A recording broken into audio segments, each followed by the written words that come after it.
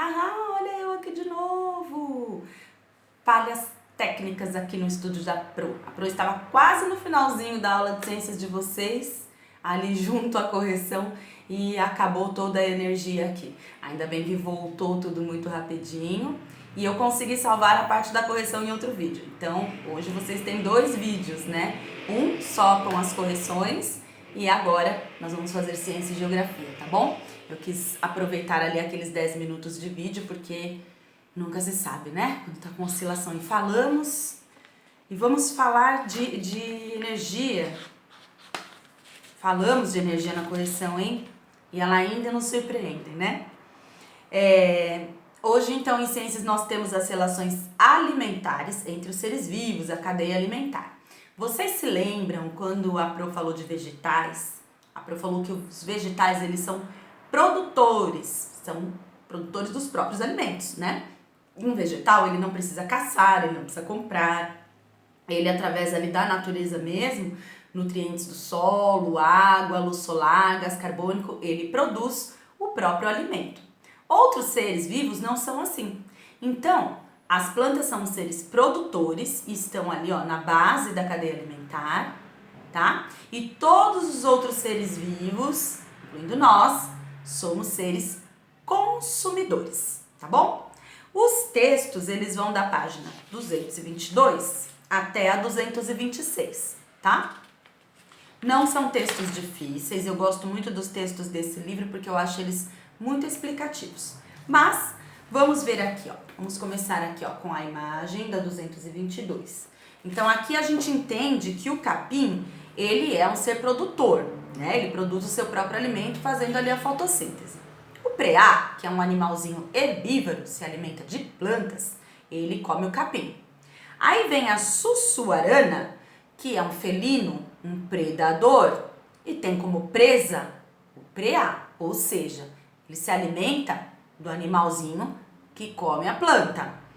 E depois que todo mundo ali morre, as suas carcaças são levadas pelos seres microscópicos ou decompositores, tá? Bactériazinhas ali que decompõem ali o que restou, parte ou todo que restou ali das carcaças ou parte de folhas que caem ali na terra, retornando aquilo para o meio ambiente para que surjam novos vegetais. Então a cadeia alimentar, ela é sempre circular.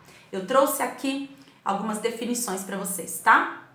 Então, ó, cadeia alimentar é a relação entre matéria e energia que os seres vivos utilizam para sobreviver, ou seja, as relações necessárias para a busca de energia por meio da alimentação. Pensem em um automóvel, o carro do papai e o carro da mamãe. Ele anda sem combustível? Não. O combustível, a gasolina, o etanol, eles são ali a fonte de energia de um automóvel, não são? Para nós e para os outros animais, a fonte de energia é o alimento, certo? E digo mais, fonte de energia principal para todos os seres vivos, sejam produtores ou consumidores, é a luz solar, tá? Sem a luz solar, nós não conseguiríamos nos desenvolver a contento, tá bom? Aí lá na página 224, tá falando dos animais onívoros, né? E fala assim, você acha que mesmo um mesmo ser vivo pode ocupar mais de uma posição na cadeia alimentar? Pode, é só olhar para nós mesmos.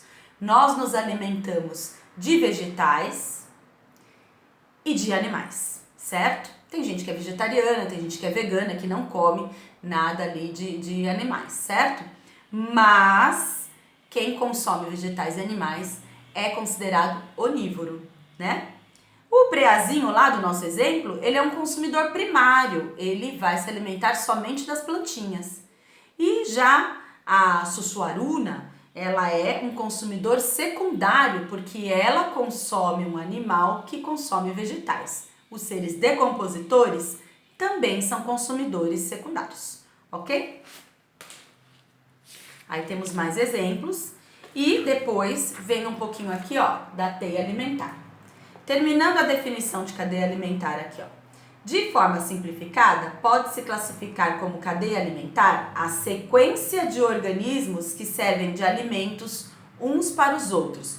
No caso aqui do exemplo do livro, o capim serve de alimento ao preá, que serve de alimento à sussuaruna, que serve de alimento aos decompositores, certo?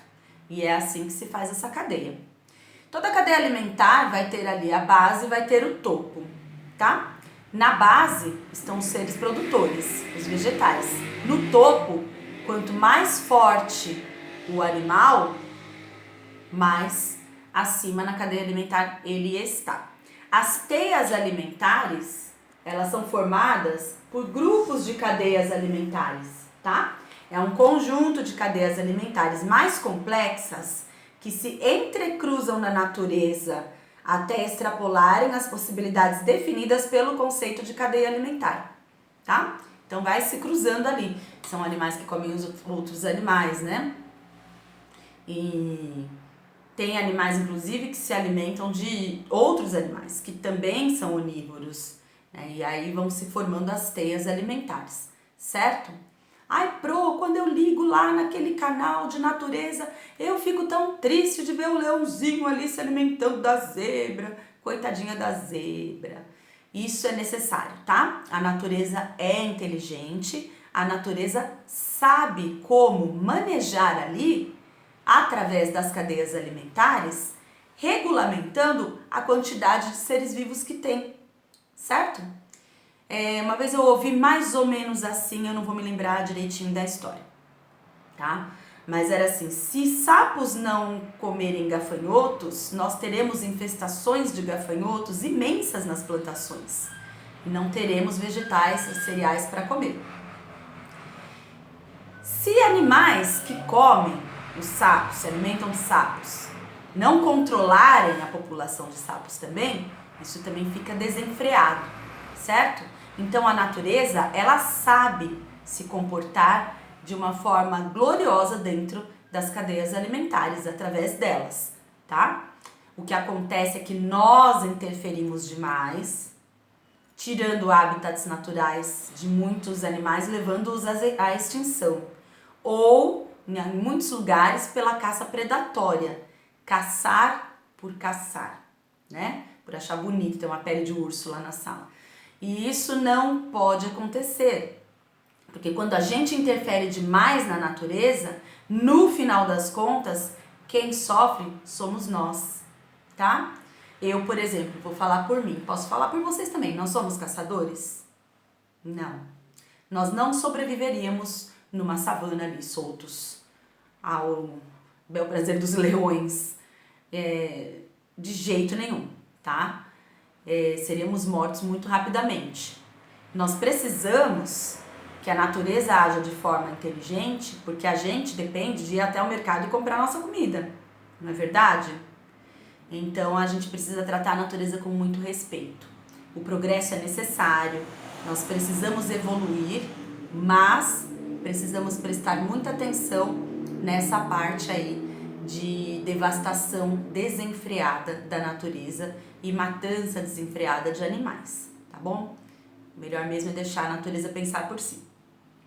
Lá nas atividades, eu vi que tem um termo aqui, ó, fitoplâncton. E eu sei que vocês vão me mandar um monte de WhatsApp perguntando o que é fitoplâncton, tá, gente? O fitoplâncton, ele atua como produtor. Ele seria ali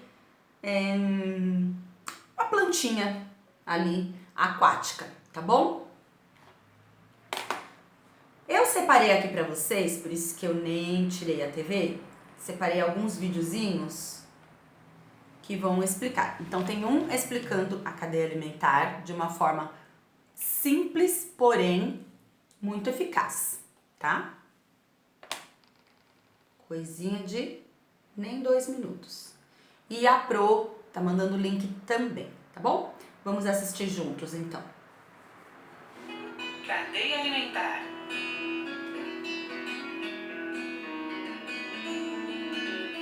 O sol nasce para todos. É uma frase bem verdadeira. Todos os dias ele está lá no céu, brilhando e nos aquecendo. Mas para as plantas ele também representa a produção de seu alimento, já que elas produzem sua alimentação por meio da luz que recebem do sol. O alimento produzido é transformado em energia para a planta, e a parte dessa energia se perde para o ambiente na forma de calor. Como as plantas produzem seu próprio alimento, são chamadas de produtores. Quando um animal se alimenta de uma planta, ele, além de ser um herbívoro ou onívoro, alimenta-se de plantas e animais, é chamado também de consumidor primário. Assim como na planta, o alimento que o animal consome se transforma em energia em seu corpo e parte dela é perdida para o ambiente na forma de calor. Se um ser vivo se alimentar de um consumidor primário, será considerado carnívoro, ou será considerado um onívoro se ele também comer plantas. Além disso, aquele que come um consumidor primário é chamado de consumidor secundário. Ao final da cadeia estão os seres decompositores, que são seres capazes de se alimentar dos seres que morreram ou de parte deles. Os decompositores devolvem para o ambiente os materiais que retiraram desses seres. É exatamente a continuidade dessa cadeia alimentar que garante a sobrevivência dos seres vivos na natureza ao longo do tempo.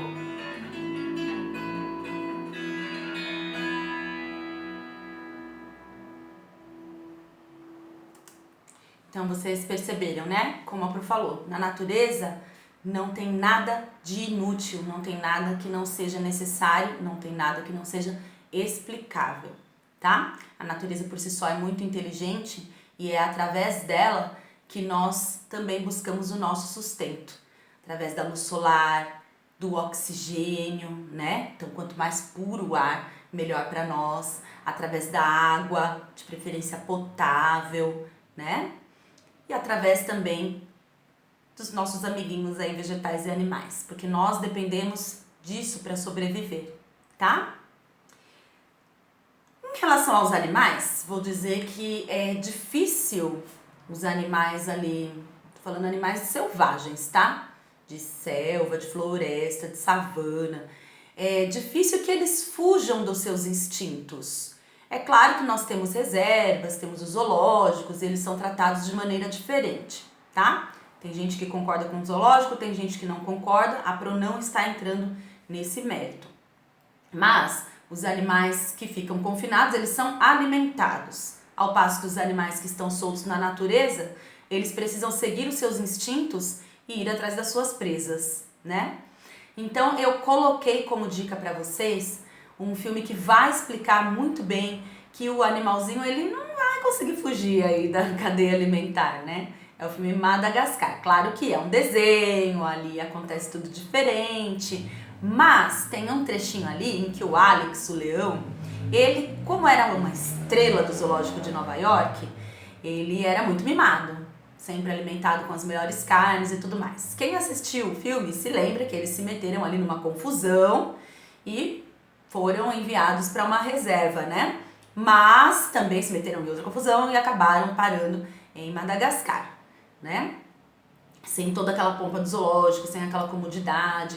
E quem fica mais revoltado é o Alex, porque ele sente muita fome. O leão, ele está no topo da cadeia alimentar. Ele é considerado um animal fortíssimo, né? Que caça e se alimenta de outros animais de porte grande também.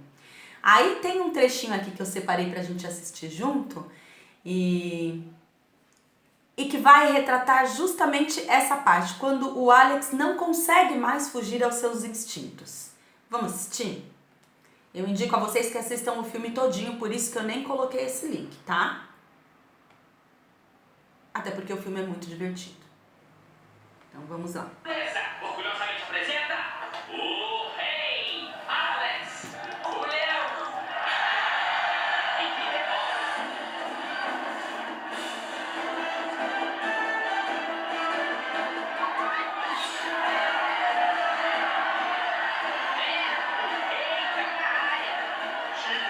Cadê a coroa, então? Eu tenho uma coroa, uma bem bonita também. E tá aqui na minha cabeça. Olha só ela. Na minha cabeça.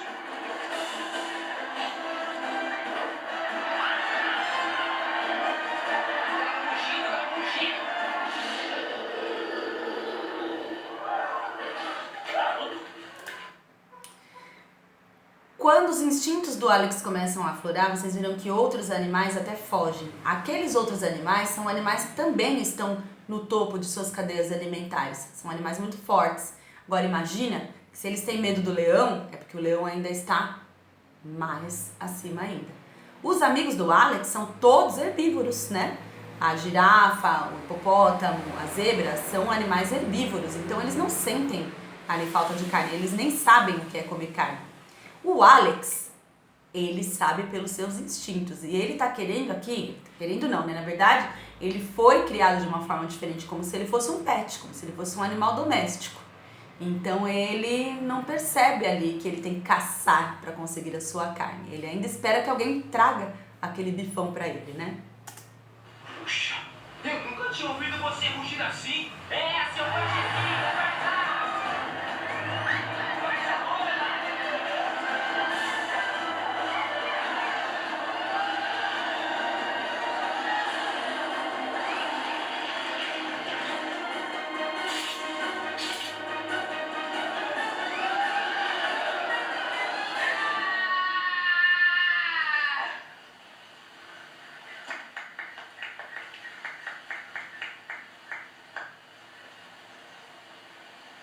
Dá licença. Você tá mordendo a minha bunda. Tô não. Ah, tá sim. Alex, o que você Você mordeu a fez? minha bunda. Não, não mordi não. Mordi? Acho que não Ele deu. mordeu a minha bunda. O que deu em você?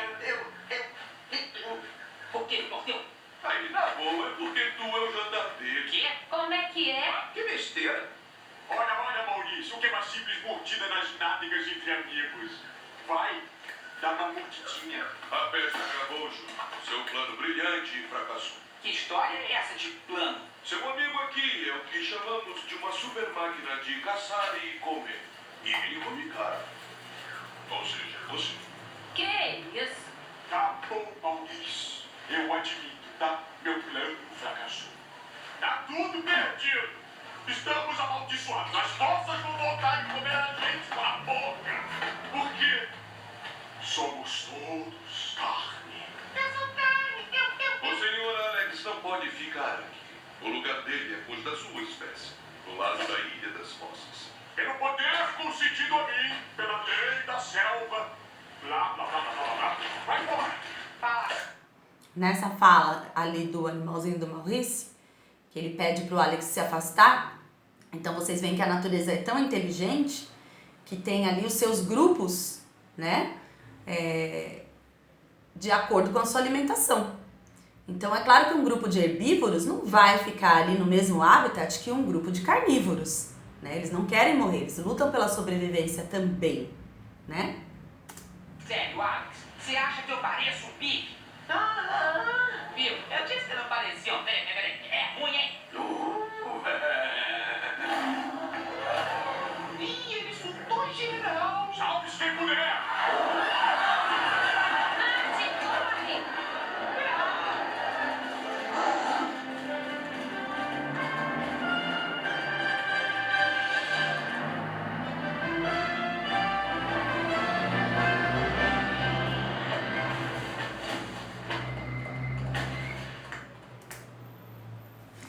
Aí a Pro vai pedir pra vocês assistirem o filme todo, tanto pra vocês se divertirem, quanto pra vocês pensarem aí sobre cadeias alimentares. Lembrando sempre que é importante acontecer na natureza para que a própria natureza consiga regular as populações de animais e a quantidade de vegetais também existentes, tá bom? E nós, seres humanos, precisamos aprender a viver da forma mais sustentável possível, ou seja, sem ficar interferindo muito nessas cadeias alimentares. A gente interfere porque temos necessidade aí de moradia, de trabalho, mas devemos começar a abrir a nossa mente e sermos mais sustentáveis, ok? Então aqui, ó, ciências é isso, cadeias e teias alimentares. Dúvidas? Procure a Pro. Vamos agora para a geografia e nós temos apenas aqui 2 páginas, né? Eu vou pedir a vocês que façam essas 2 questões aqui em caderno Claro que não tem aqui o troca ideias com os colegas, tá? Esse daqui a gente não vai poder trocar ideias sobre isso por enquanto, mas vocês vão responder no caderno de geografia essas duas questões. E em geografia, sobre o que é que nós estamos falando? Vamos ver lá. Em geografia nós estamos falando do crescimento das cidades, né? Então a gente estava falando ali em história, olha como as coisas vão se ligando. Em história nós já estávamos falando do progresso. Aí lá na correção a Pro até falou, né, do êxodo rural, não falou? Aí o que que acontece? Quanto mais os centros urbanos crescem, mais problemas aparecem, certo? É claro que o ser humano tem o direito de viver e trabalhar onde ele quiser. Nós somos livres para escolhermos o lugar onde moramos, o lugar onde vivemos. E procuramos sempre o melhor lugar em acordo com as nossas aptidões, certo? O que acontece é que em certos centros urbanos, quando há um crescimento muito maior do que o esperado, começam a vir os problemas também, né? Então, houve, por várias vezes na história, problemas com migrações, problemas com um grande fluxo migratório. Acabou de passar um carro, por isso que a Pro parou. Um grande fluxo migratório, né, do campo para a cidade acaba ficando superlotada. Nós vivemos muito isso aqui na nossa cidade de São Paulo. Pro, mas São Paulo é uma cidade tão grande, cabe todo mundo. Cabe, mas a que preço, né? Em certos lugares, as pessoas têm que morar em locais não autorizados, né? Moradias irregulares, com falta ali de energia, falta de saneamento básico. Vocês sabem o que é saneamento básico? Básico já diz, né? É o mínimo que a gente tem que ter. Então, água encanada, esgoto, coleta de lixo, tudo isso é saneamento básico. Mas isso não é dever do Estado, não é dever do governo? Sim, através dos nossos impostos, o governo tem que nos prestar esse serviço, né? Mas, quando uma cidade cresce desenfreadamente, sem muito controle, as pessoas vão ocupando as áreas mais diversas possíveis e bem periferia. Quando a gente fala periferia, é nos arredores. Acabam então invadindo terrenos e até que se chegue esse tipo de progresso, um saneamento básico, um reconhecimento de área, demora, tá? Eu infelizmente li uma notícia aí no ano passado, vi uma reportagem na verdade, em que tinha pessoas de poucos escrúpulos, tá? Pessoas muito duvidosas, vendendo terrenos irregulares em áreas de mananciais. Áreas de mananciais são áreas preservadas, tá? Não se pode mexer, não se pode construir, tá? Porque dessas áreas nós tiramos muita coisa importante para nós. E tem pessoas que invadem essas áreas, fazem lotes de terra e vendem sem autorização nenhuma. Então isso acaba sendo um problema, né? Moradias irregulares, locais irregulares. As pessoas em sua boa fé pagam dinheiro por uma coisa que lhes pode ser tirada a qualquer momento.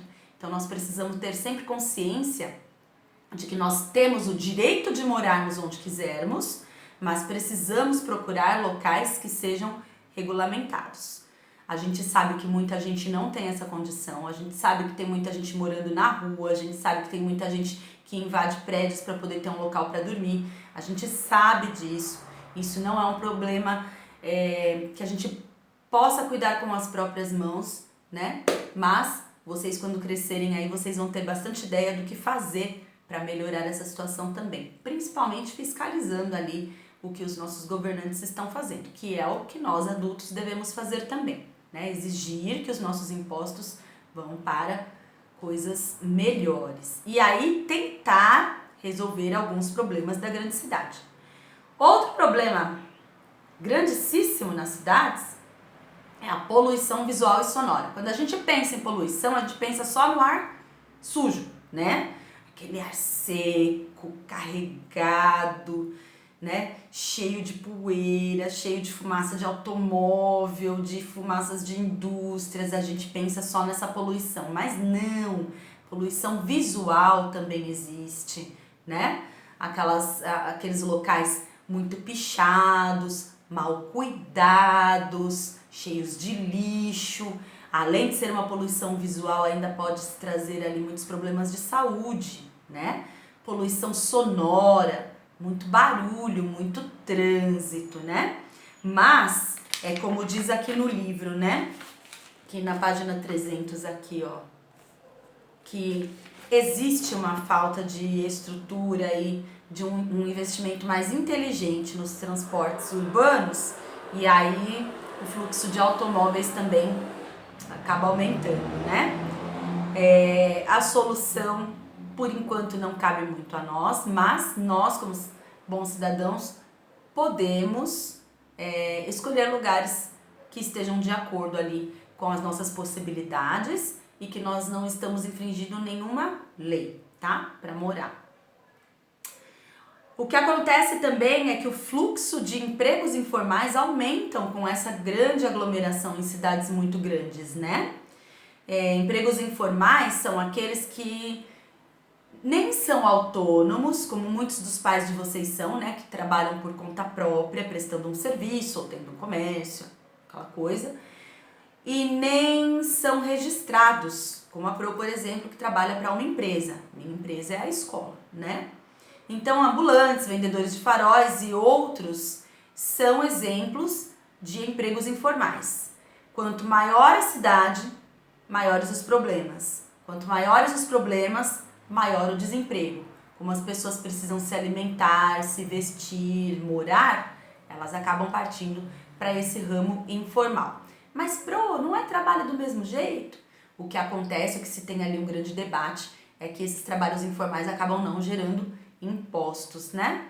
Para serem utilizados aí para o que a gente necessita.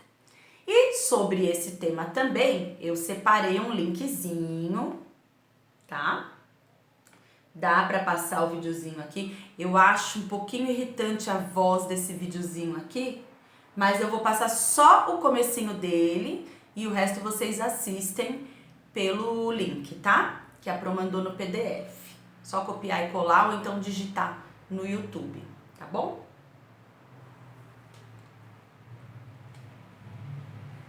Vamos lá.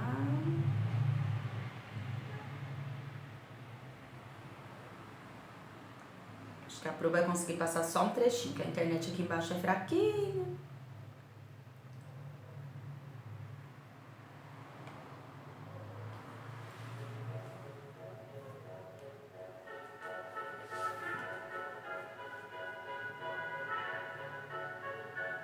Um dos maiores problemas do século XXI é o crescimento exagerado das cidades.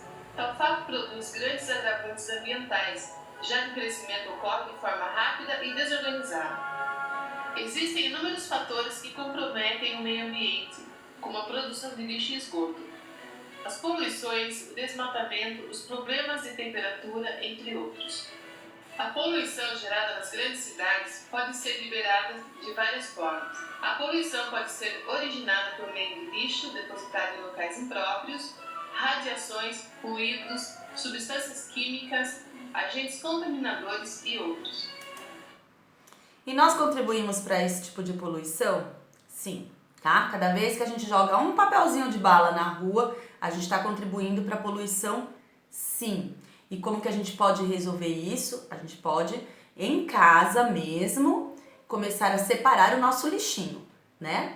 Nós não temos uma coleta seletiva de muita eficiência aqui na região em que vivemos, mas existem catadores, e esses catadores, eles passam a noite ali, um dia antes do lixeiro, né? Numa noite antes do lixeiro, e eles aproveitam todo tipo de lixo reciclável, né? Então, colocando para fora ali uma sacolinha, pode ser no horário do lixo mesmo, ou de repente, se vocês verem, eles são até pessoas muito simpáticas ali, né? Vocês que eu digo, os pais de vocês, viu, gente? Vocês junto aos pais, não é sozinho lá no portão esperando não, tá bom? Então, nós podemos separar esse lixo de maneira inteligente, colocando ali de uma forma em que o lixeiro saiba o que é dele e o catador saiba o que é para ele, tá? Aí eles levam para locais de reciclagem e com isso eles também ganham o sustento deles, tá? Então o nosso lixo também produz aí também, é grande produtor de poluição. Vou passar só mais um pouquinho, tá? As enchentes também são provocadas pelo homem, pois apesar de serem um fenômeno natural, elas devassam as cidades por causa das alterações feitas pelo homem na natureza. A retirada das coberturas vegetais, a utilização de materiais impermeáveis no solo, o depósito indevido de lixo nas ruas e outras atitudes humanas colaboram para a proporção do problema. Viu? Então nós também somos causadores das enchentes. Já não basta, né, as obras de engenharia aí que fizeram ali muitas avenidas marginais. Avenidas marginais são essas que ficam ali entre rios. Nós temos aqui pertinho a Avenida Aricanduva. O que acontece? Eles tiram toda aquela parte de vegetação ao lado do rio, que é uma parte para onde a água escoa quando o rio transborda, e transformam em pistas, certo? Isso é muito bom para o nosso progresso, mas muito ruim porque causa enchente. Ah, mas causa enchente porque então construíram de forma errada. A gente também contribui para isso, tá? Então, lixo sempre no lixo, de preferência muito bem separadinho, tá? Esse link vai para vocês e vocês vão terminar de assistir esse videozinho em casa. Lembrando que hoje tem 2 vídeos, tivemos falhas técnicas aqui hoje, então um vídeo para correção e esse para as aulas, tá bom? Dúvidas? A Pro tá aqui o dia inteirinho para vocês, sempre. Quero esclarecer aí para vocês, eu sei que tem gente que prefere fazer as lições no finalzinho da tarde ou mais para noite, e aí vocês mandam as lições ali após as 6h15 da tarde, mais ou menos. Tem lição que chega ali pelas 9h30, tem pergunta que chega 10 horas. Esse horário a Pro não pode acessar para responder, tá? Porque a Pro tem que estabelecer e obedecer um limite de horário.